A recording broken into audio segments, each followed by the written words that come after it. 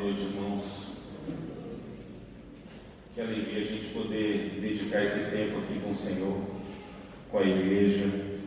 Para isso que a gente está aqui, né? Esses dias, ou era para ir para o Rio de Janeiro pular carnaval? Acho que não, né?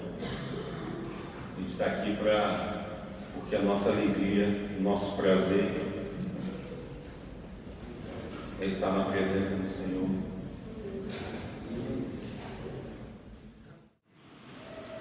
Tem uma canção que fala, né? Não tem lugar melhor para estar, senão na presença do Senhor.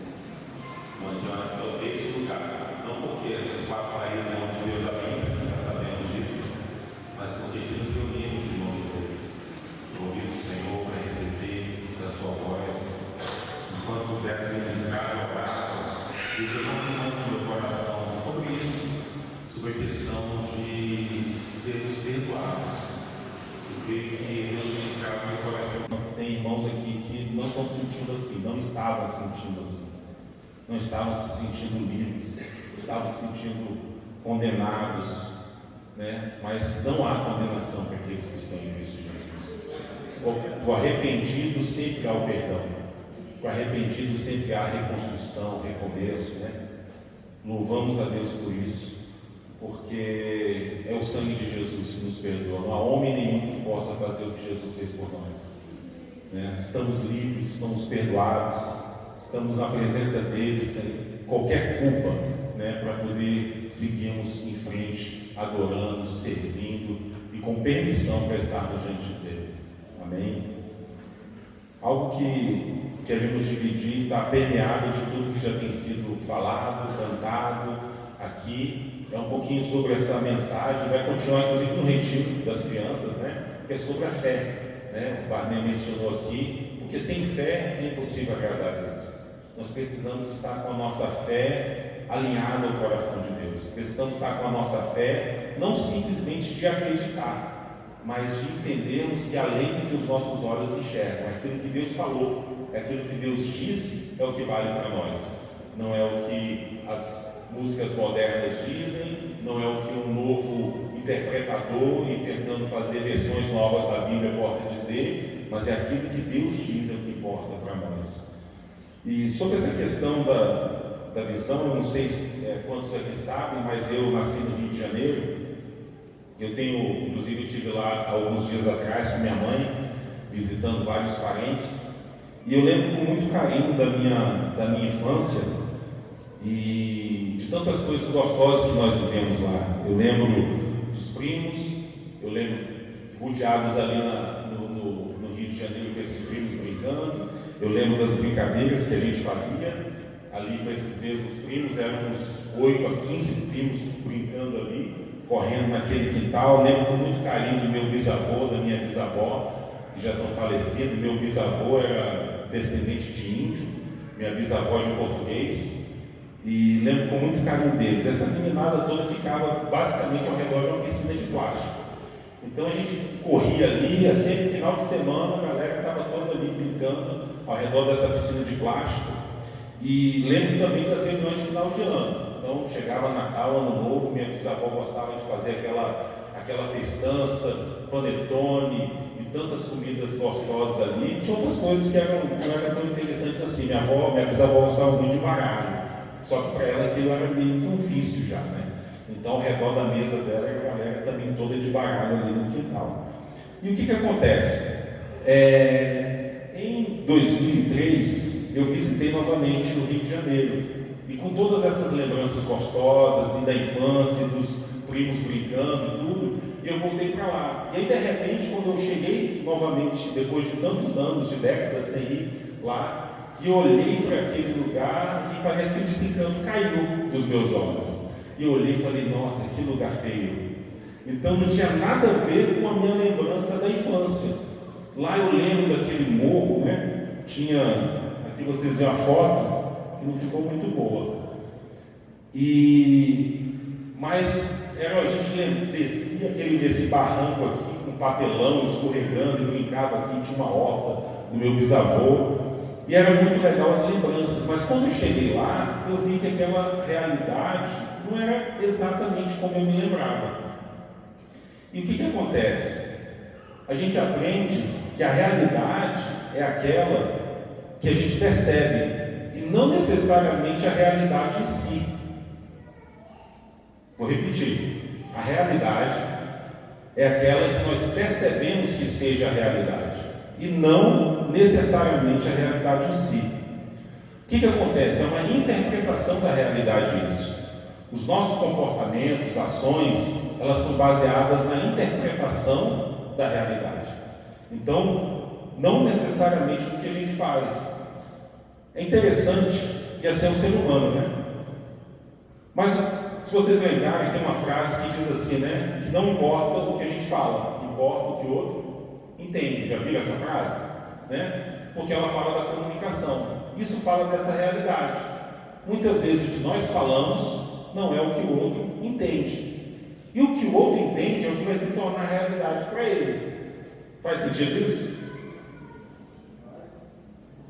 O que acontece? Tem essa abstração ou interpretação dos sensores, né? A gente volta para isso, os 5 sentidos. E a gente sabe que nós temos, né? Não é aula aqui não, só para lembrar, né? Então a gente tem visão, audição, tato, paladar, olfato, não é isso? E esses são sensores que nós temos, que está relacionado a tudo que a gente vê, que a gente come, que a gente cheira, que a gente põe na boca e sente o gosto. Essa interpretação de tudo isso que a gente come, que a gente vê, é que se torna a nossa percepção de realidade. Estão me seguindo, todo mundo? Então o que acontece? Quando a gente vai falar disso, a gente tem histórias. E essas histórias podem ser semelhantes, nossas, elas podem ser um pouco diferentes. Por exemplo, quem aqui já ficou tão pequeno, hein? A pergunta é: quem já passou fome aqui quando não tinha nada para comer? Só eu? Tem mais gente, né? Eu já passei fome, não tinha nada para comer. A outra pergunta: quem aqui já ficou desempregado ou desempregada?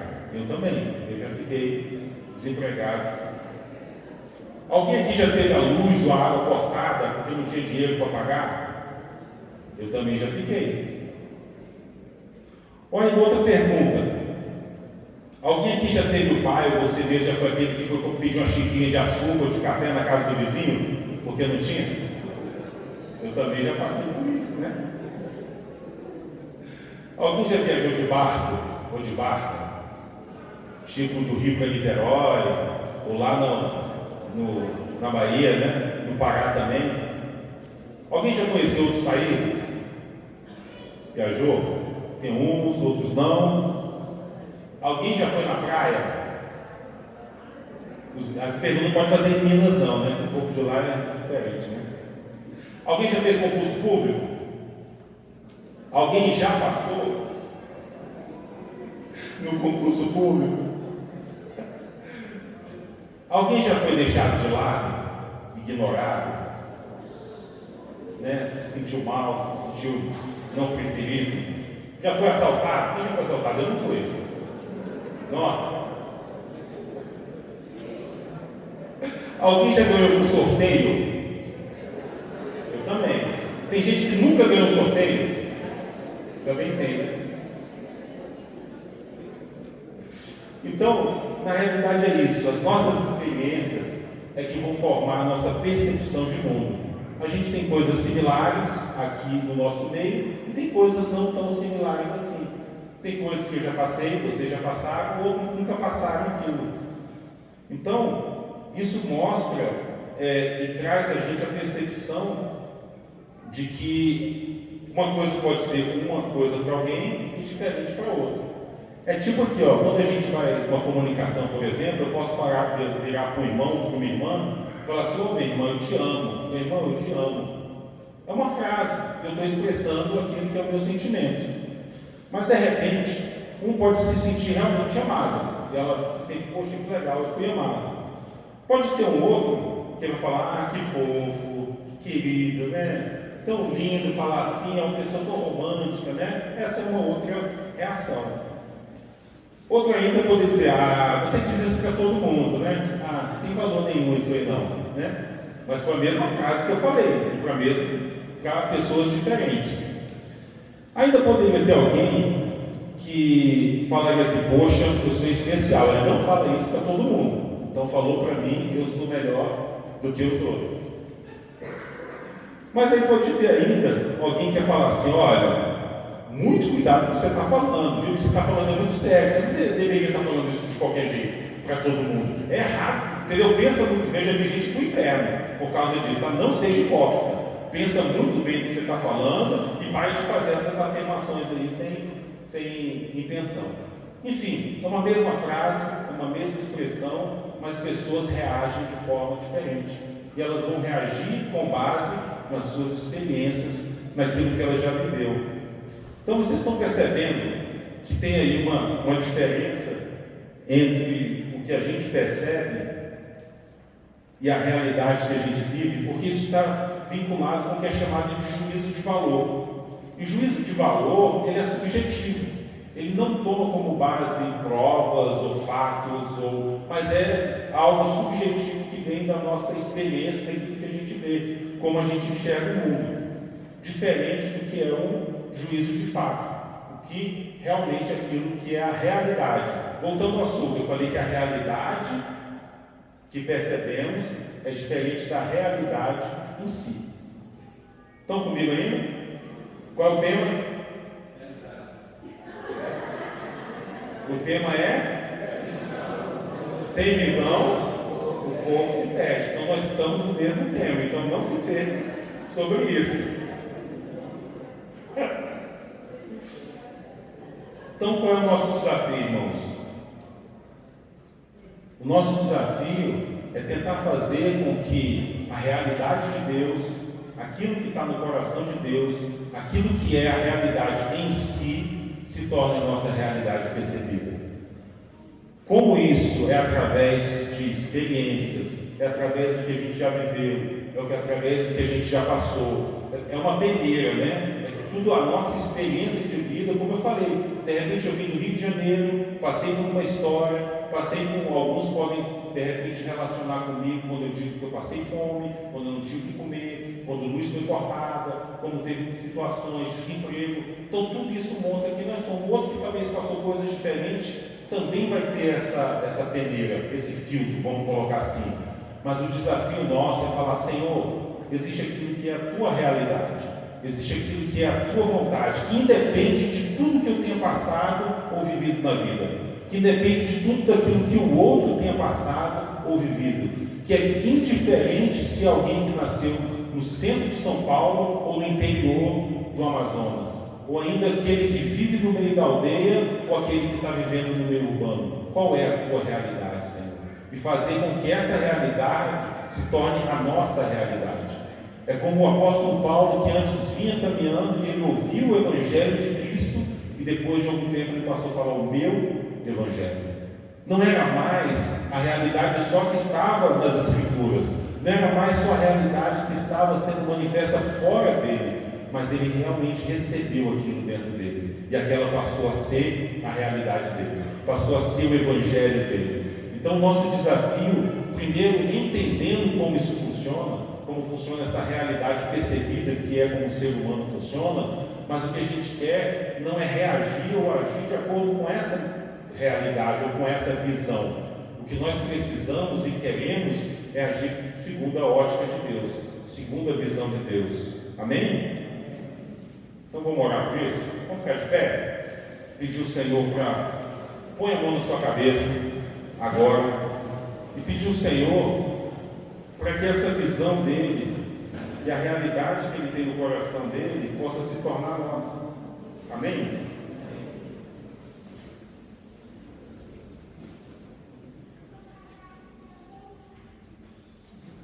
Ô Senhor, nós queremos nos colocar diante de Ti, Senhor, mais uma vez, e pedir, Senhor, que o Senhor derrame sobre o nosso coração a Tua visão, a Tua vontade, o Teu querer, Senhor.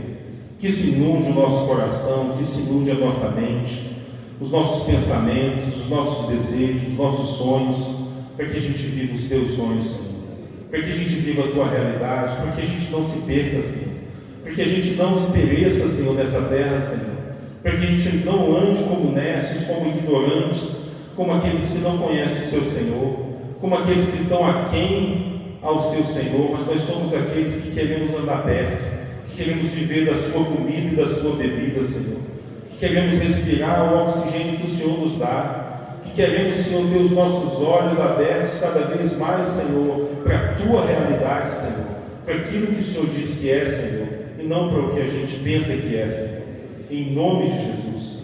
Em nome de Jesus. Amém. Pode sentar.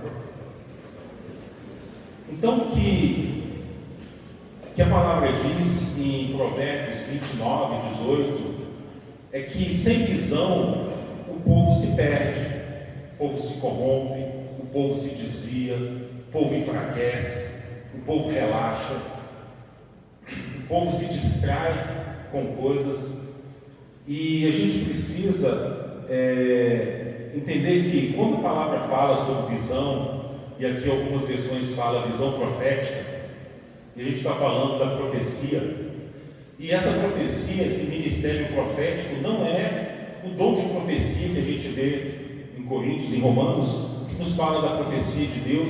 Primeiro, a profecia é aquilo que vem da parte de Deus para o homem, mas aqui nós queremos falar não desse aspecto da profecia para o indivíduo, mas a profecia que vem para o corpo, a profecia que vem para a igreja, aquilo que vem que traz rumo, aquilo que vem que nos aponta para uma direção, nos mostra um caminho a ser andado, nos traz direção e propósito para que a gente possa viver e andar por ele, e que no final nos gera esperança. Não é algo individual, não é algo específico para a minha necessidade pontual do momento, do dia. Hoje eu poderia ouvir uma profecia da parte de Deus específica sobre a minha avó, que nesse exato momento está na UTI lá no Gama. Então eu gostaria, Deus poderia vir e falar: olha, essa é a palavra que eu estou levando a Maria, ou eu estou agora trazendo uma cura para ela. Essa seria uma palavra profética para o momento, para agora, e para confortar o meu coração. Mas o que a gente está falando aqui é uma palavra profética, é a visão de direcionamento para a igreja, e por isso que quando fala que onde não há profecia ou a visão, o povo se perde, porque ele não está enxergando para onde ele deve andar, ele não está enxergando situações ou momentos que vai lhe trazer esperança de onde Deus quer que ele esteja. E é interessante porque em Hebreus 6,17, os irmãos conhecem bem, fala que Deus não desiste do seu propósito, que Ele é imutável, que Ele é eterno. Esse mesmo Senhor é o mesmo Deus de ontem, de hoje e de todo sempre. Ele não muda. Ele tem o seu propósito, Ele tem o seu querer, Ele tem a sua vontade e não vai mudar de acordo com a vontade, com a revelação ou a visão percebida dos homens, nem minha nem a sua. O universo foi criado e gerações entraram, gerações saíram, e a vontade do Senhor permanece. Nós estamos aqui hoje, alguns de nós com uma idade já mais acima dos 60, outros abaixo dos 60, mas se Jesus não voltar, nós também vamos passar. A gente vai descansar para levantar depois e receber do galardão do Senhor. E a gente imaginar que a vontade de Deus se restringe ao nosso tempo, ao nosso momento, ou à minha necessidade pessoal, é não entender que Deus tem um propósito muito superior e muito maior do que a nós mesmos. E por isso nós precisamos entender que seu projeto, sua vontade é imutável, seus planos não mudaram para o homem, sua vontade continua sendo a mesma, e por isso que o sacrifício de Jesus continua perdoando todos os pecados. Foi assim desde que ele morreu, foi assim 1000 anos depois, 2000 anos depois, está sendo hoje, vai continuar sendo enquanto ele não voltar. Ele vai continuar perdoando os pecados pelo seu sangue que já foi derramado, já foi concretizado, já foi concluída essa obra. Então nós precisamos entender isso na perspectiva de que esse Senhor não mudou o seu propósito e Ele vai continuar trazendo isso para nós. Por isso a gente precisa focar em continuar enchendo o nosso coração de fé, entendendo para onde nós devemos andar. Eu queria lembrar de Estevão, e em Atos 7, porque Estevão foi um irmão que trouxe uma pregação, ou um discurso, ou uma palavra, ou um depoimento tremendo sobre isso. Estevão, só para lembrar, aqui Aulinho, escola dominical, né? Estevão, um dos 7 diáconos, que foram os primeiros diáconos da igreja primitiva, escolhido no livro de Atos, capítulo 6. E a palavra diz que Estevão é esse homem cheio de poder, cheio de sabedoria, cheio de autoridade. A palavra fala que ele manifestava grandes sinais e prodígios entre o povo. A palavra também dizia acerca de Estevão que pessoas na sinagoga lá específica não tinham nem condição de resistir tamanha sabedoria e poder com que ele manifestava a vida de Deus. E é interessante ver isso porque Estevão vem e traz, quando ele chega diante do Sinédrio para poder se defender. Quem não sabe, o Sinédrio é o STF, né, dos judeus, então a Suprema Corte, com o detalhe de que o Sinédrio então era responsável, né, a missão deles era administrar, interpretar e aplicar a Torá. Então eles eram essa Suprema Corte que trazia a lei. Então por isso Estevão foi levado diante dessa Suprema Corte para a sua defesa. Mas ao contrário de se defender, ele aproveitou aquela oportunidade maravilhosa para falar sobre a visão. Então eu queria, junto com os irmãos, ir em algumas partes desse discurso de Estevão, e ele começa no capítulo 7 falando assim: irmãos e pais, me ouçam. E é interessante perceber nisso, que a primeira coisa que a postura dele é falar: olha, ele se põe como um junto com eles, e ao mesmo tempo ele se põe como subordinado a eles, quando ele chama pais, irmãos e pais. Me ouçam, por favor, eu tenho algo muito importante para dizer aqui. E de repente eles estavam esperando, né, para se defender agora. Vamos ver o que esse Estevão vai falar sobre a sua defesa, né? Vamos ver o que ele vai trazer sobre a percepção dele de mundo, sobre o que ele tem para dizer sobre a realidade percebida dele, sobre tudo que ele já enfrentou, o que ele já fez, e trazer o caso dele para poder, né, quem sabe, um habeas corpus, alguma coisa, né, que possa justificar. Mas ele começa: irmãos e pais, por favor, me ouçam. E ele vem: Deus glorioso apareceu a Abraão, nosso pai, e lhe disse. E ele começa falando: olha, então, primeiro eu quero falar de quem foi que apareceu. Eu quero falar a quem ele apareceu. Então, nosso Deus glorioso, todo-poderoso, que vocês também creem nesse Deus, apareceu ao nosso pai, não seu pai, nosso pai Abraão. E ele disse algo para ele.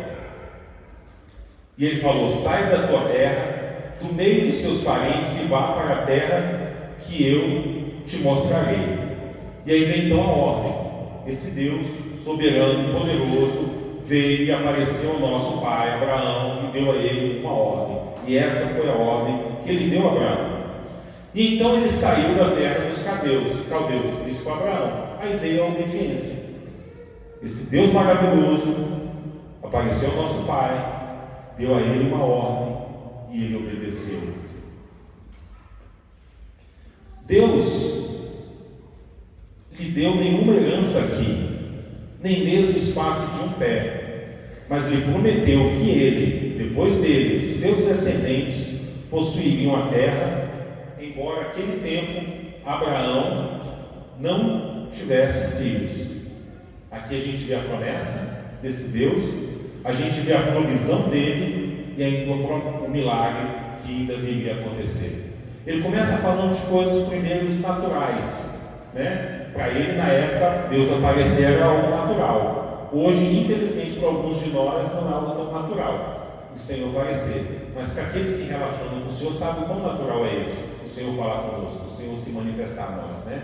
Então esse Senhor apareceu, falou a Abraão, deu-lhe a Abraão a ordem, esse Abraão obedeceu a ordem, e agora esse é o Senhor que tem compromisso com a sua vontade.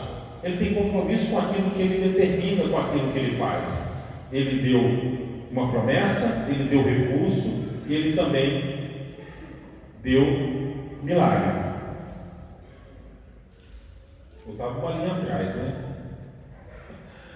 E deu a Abraão a aliança da circuncisão. Por isso Abraão gerou Isaque, o circuncidou 8 dias depois do seu nascimento. Mais tarde Isaque gerou a Jacó, e estes 12 patriarcas. E aqui a gente vê a concretização do milagre, filho e a sua descendência, e ainda o estabelecimento de Israel, que posteriormente viriam a ser as 12 tribos e tudo que Deus gerou depois dele. Então os patriarcas, tendo inveja de José, venderam-no como escravo para o Egito, mas Deus estava com ele. Havia uma sabotagem entrando nos planos. Tentaram quebrar aí o plano de Deus, mas Deus tinha um plano muito superior, um plano maior. A gente sabe da história de José. Esse José foi vendido, eu não vou ler aqui sobre tudo que teve sobre ele, mas ele foi vendido pelos seus irmãos, ele se tornou escravo, servo, governador do Egito, e aquele que então posteriormente gerou e pôde prover alimento para toda Israel de Deus. A gente poderia continuar falando sobre todas essas questões de Estevão, mas o que eu queria fazer é lembrar que Estevão já tinha experimentado quase tudo de Deus, mas ele não tinha experimentado o que Deus vinha fazer sobre a igreja. Ele participou do primeiro momento da igreja, então ele pôde voltar e falar da visão, e vir desde de Abraão, e vir falando dos patriarcas e de tudo que Deus fez, e ele trouxe então a visão para aquele povo. É lógico que no final ele denunciou o pecado deles, ele falou para eles: vocês se juntaram a esses homens maus, vocês crucificaram Jesus, vocês, do mesmo jeito que não ouviram os profetas que vieram antes, assim vocês também não têm ouvido. Não têm me ouvido. Então isso foi o que aconteceu no discurso, e por isso apedrejaram e sentenciaram Estevão à morte. Ele viu os céus abertos, ele viu a glória de Deus, aqueles homens todos que estavam no lugar viam o seu rosto iluminado, brilhando, refletindo a glória do Senhor. Mas Estevão estava no início da igreja. Estevão não viu Paulo convertido, por exemplo. Estevão não conheceu, não pôde acompanhar o desenvolvimento da igreja em própria Jerusalém. Ele não pôde ter notícias da igreja em Roma, da igreja em Filipos, da igreja em Corinto, da igreja em Roma. Ele não teve nada daquilo. Mas o Coxinha lembrou de um texto tremendo, Hebreus 1:1, que fala o quê? Havendo Deus antigamente falado de muitas vezes, de muitas maneiras, aos pais, pelos profetas, a nós nos falou nesses últimos dias pelo Filho. Estevão presenciou esse primeiro momento.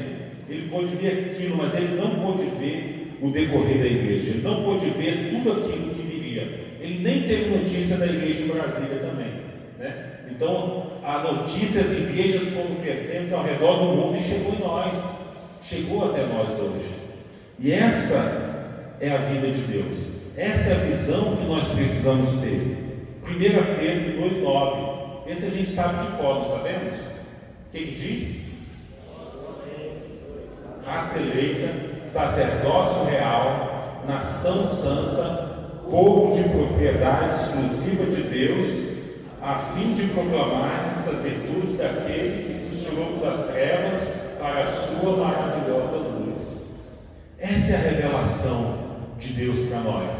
Essa é a revelação que Deus usou o apóstolo Pedro para nos trazer a consciência dessas 4 coisas que nós somos em Deus.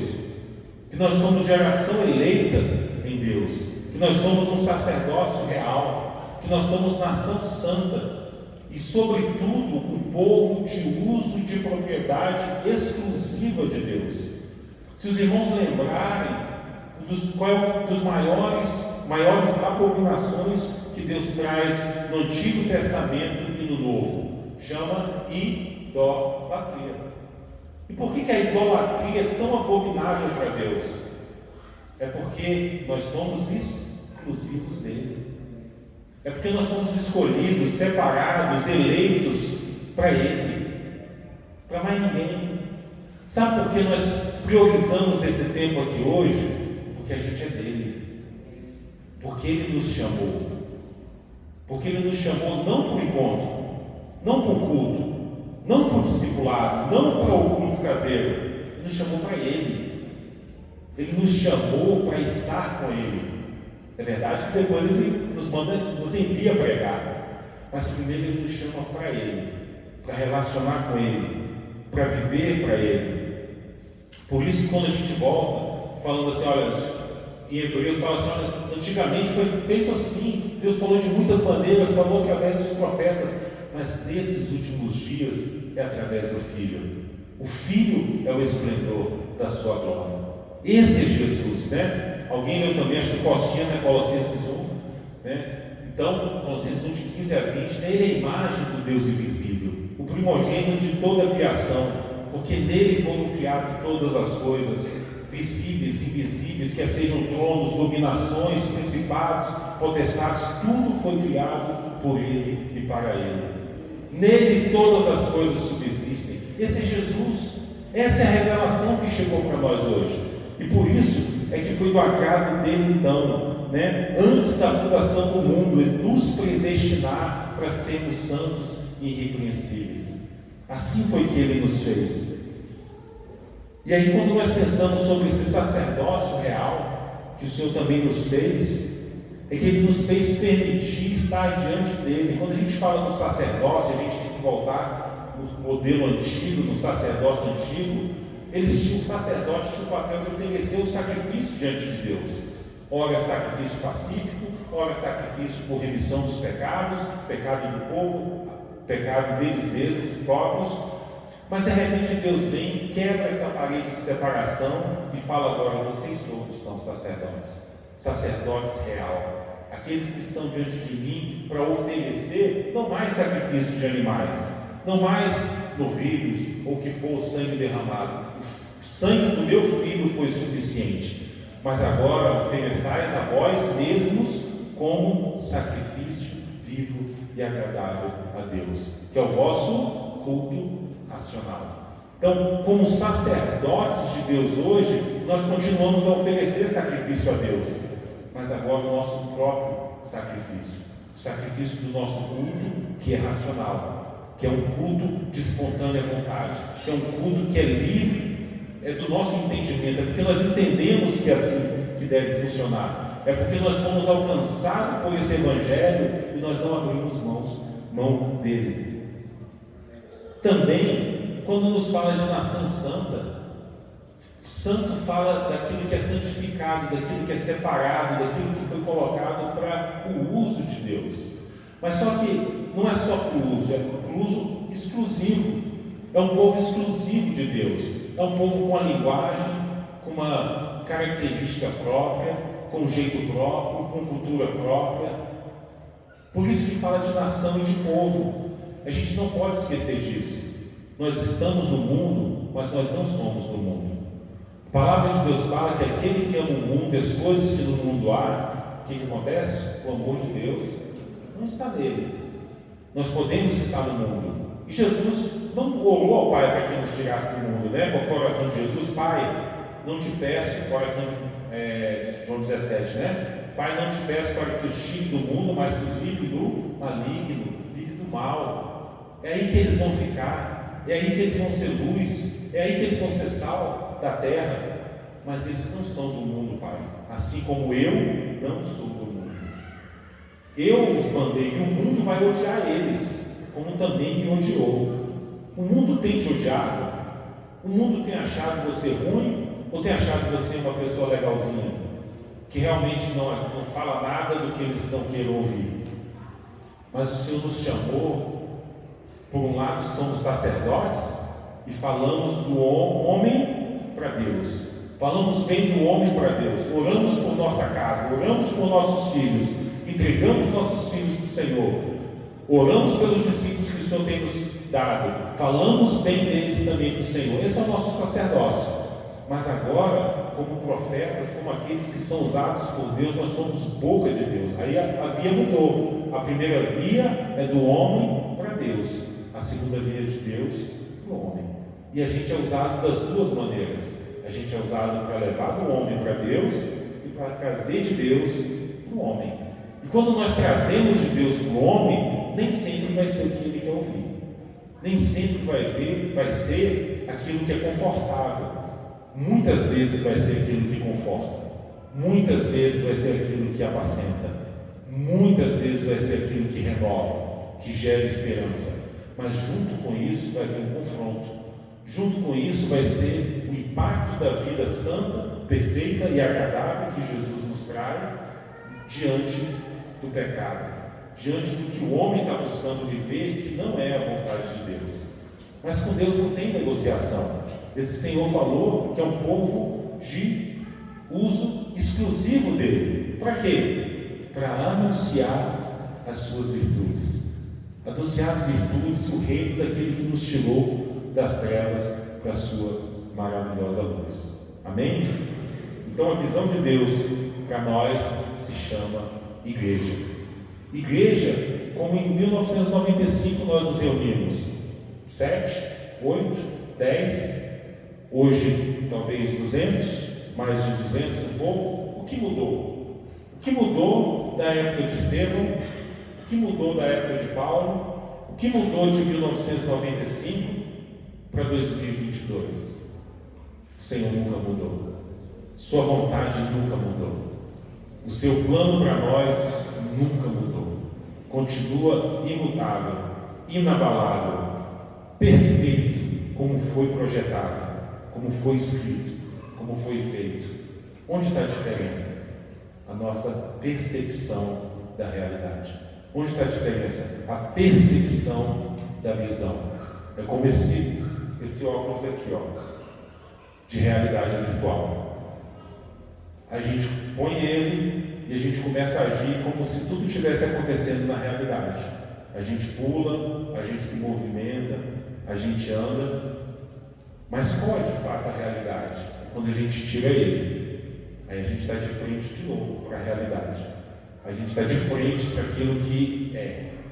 Então, pode ser que ao longo dos anos, dos tempos, a percepção da realidade ou a percepção da visão de alguns tenham mudado. E a gente quer relembrar para que ela não mude, para que ela continue sendo regada pela percepção da verdade, da realidade em si, e não da realidade percebida. Que a gente consiga convergir, novamente eu falei do desafio. O desafio é nós fazermos convergir dentro da nossa penelha, das nossas experiências e da nossa unicidade. Existe essa palavra? Unicidade? Né? De cada um de nós, para que a gente possa enxergar a visão de Deus. E a visão de Deus é Jesus. Jesus é a visão. Jesus é o caminho. Jesus é aquele que a gente deve continuar olhando firmemente, autor e consumador da nossa fé, sem nos desviarmos nem para a esquerda, nem para a direita, nem para cima, nem para baixo. Jesus é suficiente. Jesus é suficiente de manhã, Jesus é suficiente à tarde, Jesus é suficiente à noite. É Jesus na igreja, é Jesus na minha família, é Jesus nos meus pais, é Jesus nos meus filhos, é Jesus no meu trabalho, é Jesus na minha escola, é Jesus no meu respirar. Que sejas meu universo, Senhor. Que seja tudo o que sinto e o que penso. Que a cada de manhã seja o meu pensamento. Que aquele ventinho gostoso, meu refrigério, seja Jesus. Que a minha paz seja Jesus. Não seja yoga. Quem quiser conversar comigo, eu vou falar depois. Yoga é de Satanás, irmãos. Que o relaxamento que você precisa seja Jesus, seja o Espírito Santo. Aquele que busca yoga precisa aprender a adorar a Deus, precisa estar na presença de Deus, relaxar diante de Deus, ter a sua mente, a sua alma refrigerada, porque é isso que a yoga tenta trazer do budismo e do hinduísmo. Mas Jesus é mais. Jesus é suficiente. Então, por isso que Ele seja nosso pensamento, nossos sonhos, nossos projetos, nosso tempo, que não seja só, que Ele seja ao longo dos nossos anos, quantos Ele seja, alguns aqui na adolescência, outros na 20, 30, 40 anos, 50, outros já 60, outros 70, que Ele continue sendo o nosso respirar, porque Jesus é a visão da igreja, Jesus é pelo qual nós vivemos. não só por Jesus, mas Jesus e o seu Evangelho. Jesus e tudo aquilo que ele disse. Por isso que nossa tarefa continua sendo ser discípulo e fazer discípulo. Ser aquilo que ele disse que nós temos que ser e ensinar a guardar todas as coisas que ele nos ordenou a ser. Amém? Então é isso. Unicidade. Amém. Amém. Que falta às vezes pelo inglês, né? Mas amém. Era isso que eu queria dividir com os irmãos nesse tempinho curto. A gente vai ter um intervalo. Depois o Band vai continuar também. Amém?